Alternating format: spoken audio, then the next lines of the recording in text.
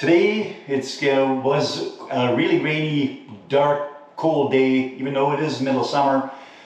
So I'm in the mood for some comfort food to the tune of pasta. So tonight's dish is going to be a chicken pasta dish with a rosé sauce, but not just any rosé sauce. This is going to be a dairy-free rosé sauce with coconut milk as the replacement for the dairy.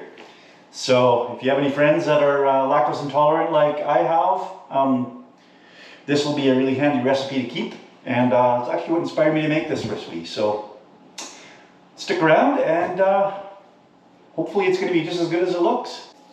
Alright, so we want about 2 to 3 cloves of garlic, so I'm going to separate them off the garlic bunch here. I'm going to go with 3 because I really like garlic. I'm just going to crush them flat with our knife. And that's a real easy way to just remove the skin in a hurry.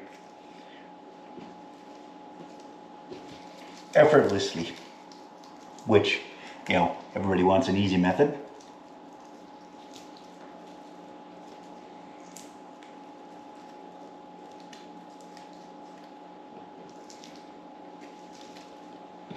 They just slide right over their skin that way. I'm going to just finely chop them.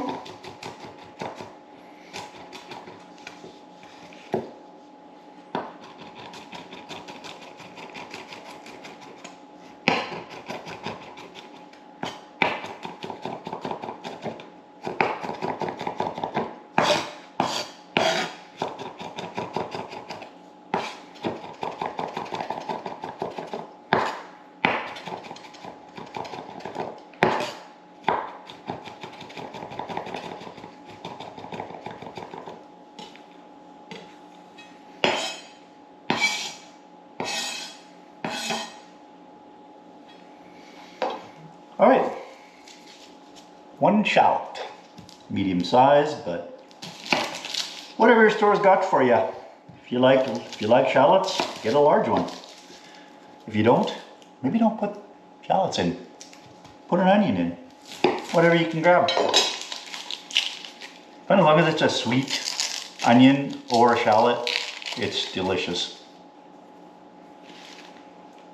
I'll try to stay away from the white non-sweet onions just because they tend to be kind of overpowering, and this is kind of a delicately flavored dish, so I try to avoid that one. Well, for this dish anyways. It's got its place.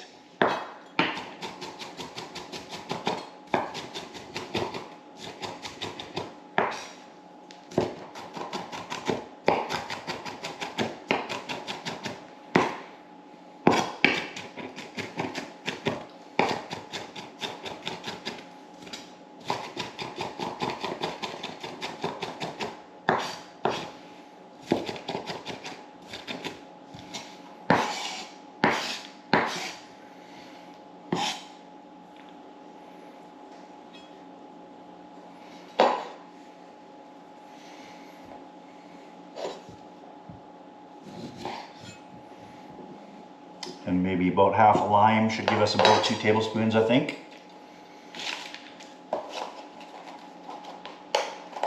And we're going to want to shred some fresh basil leaves, 5 or 6 of them or so.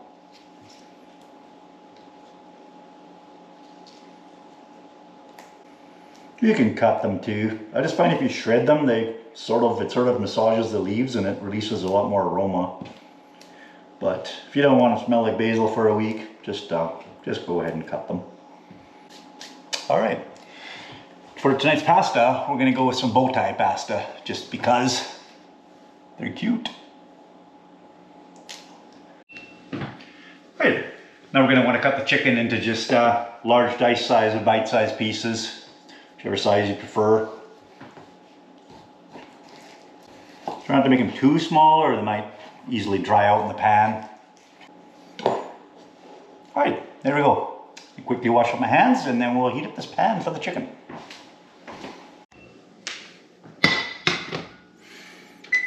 All right, large deep pan, tablespoon of the olive oil. We're gonna let that come up to temperature for a little bit. All right, our pan's nice and hot. We're gonna go ahead and add our chicken in.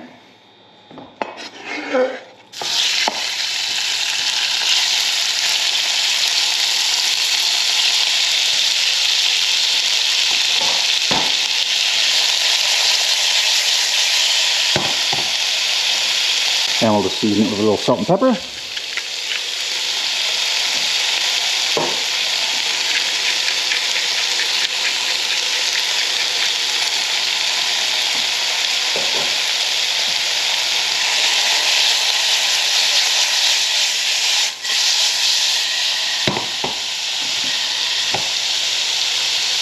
Don't worry about the flip maneuver, but if you can swing that, don't press all the ladies, trust me.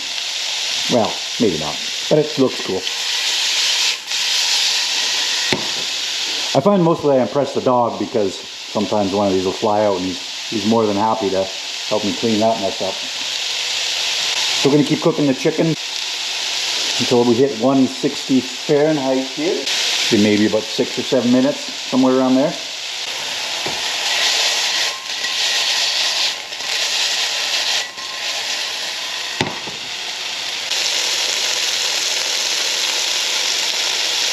All right, we're about 160, 162 here.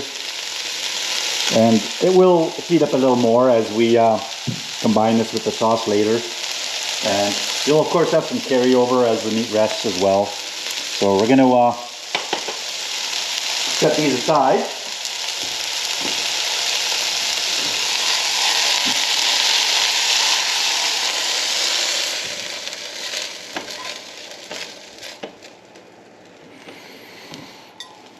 In the same pan, we're going to add another tablespoon of oil. Alright, so now we're going to get some hot water boiling. Well, boiling water is hot. Some water boiling with a pinch of salt in it for the pasta. Once that's boiling, we can cook the pasta according to directions. So we've got our tablespoon of oil in the pan. It's heating up. And then we're going to cook the shallots for about 2 to 3 minutes until they're slightly browned at the edges. We're going to scrape anything brown off the bottom of the pan from the chicken. Let's get the shallots in here.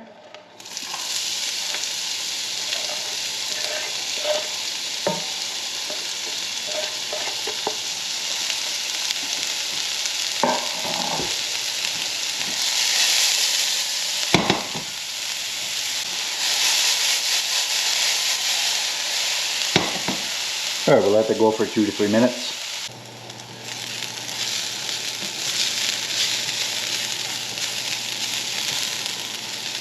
Okay, now we add our garlic.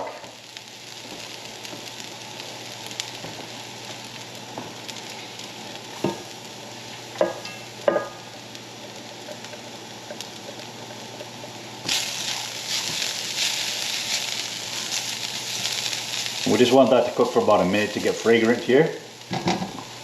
And then we're going to add in our tomato sauce.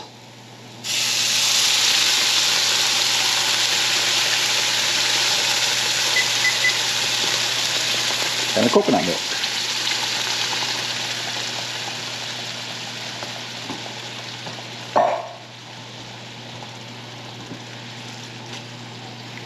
And stir this to combine it well.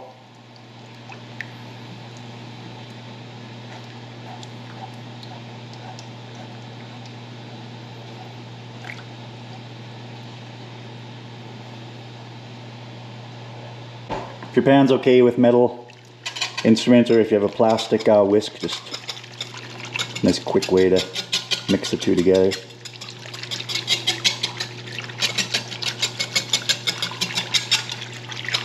I'm using the Hexclad cookware, which does let you use metal utensils in it, which is really handy.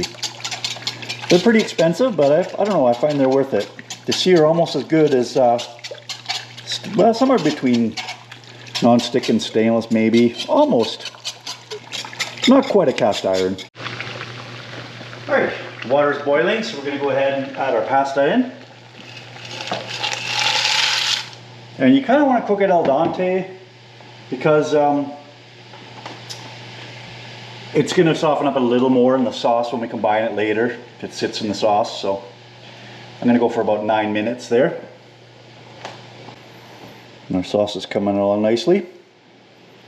This has to simmer for about 5 or 6 minutes at least to give it a chance to thicken up and for all the flavors to kind of incorporate together. So don't be shy with this cooking for a longer period of time.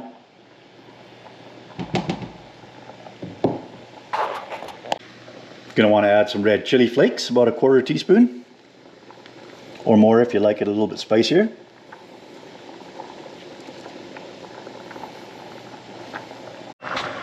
Right, now we're going to reincorporate the chicken, the cooked chicken from earlier, back in here and give it a stir.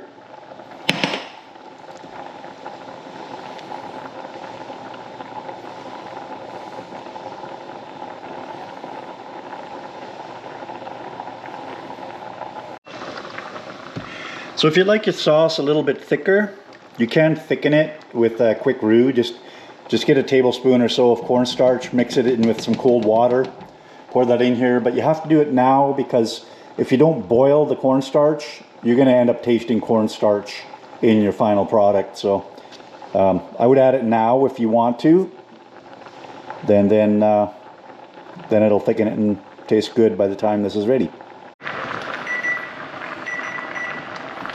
Okay, our pasta is done, cooked al dente. So go ahead and grab your favorite strainer. Mine's the Pasta Monster. And we're going to keep some of the water. So just pour it through there into a container. In case the sauce is too thick for you, you can add some of that pasta water. And that will, we'll use that to thin it out if needed. Now we'll add this to our sauce.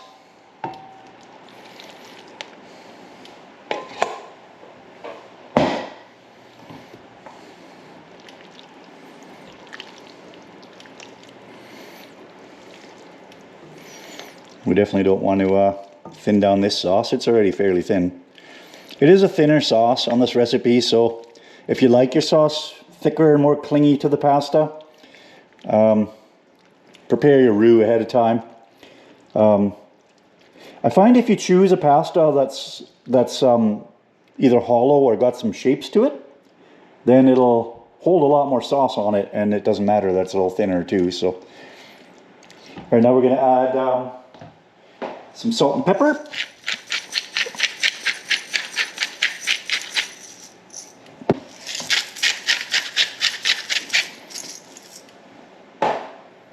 We're going to add about 2 tablespoons of lime juice. This gives it a bit of a tangy flavor. If you don't like that, just omit the lime juice. And our shredded basil is going in as well.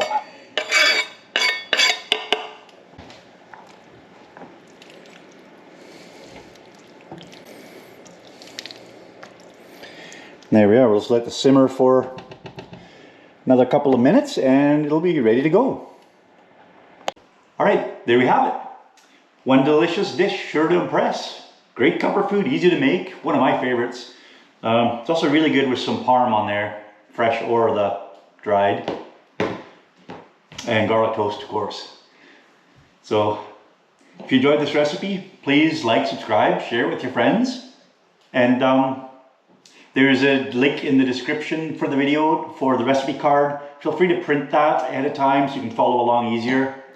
And you can put it in your recipe book or electronically save it onto the recipe book. We're going to eventually have a electronic cookbook you can download and add to that same app as well. So stay tuned for that. Bon appetit!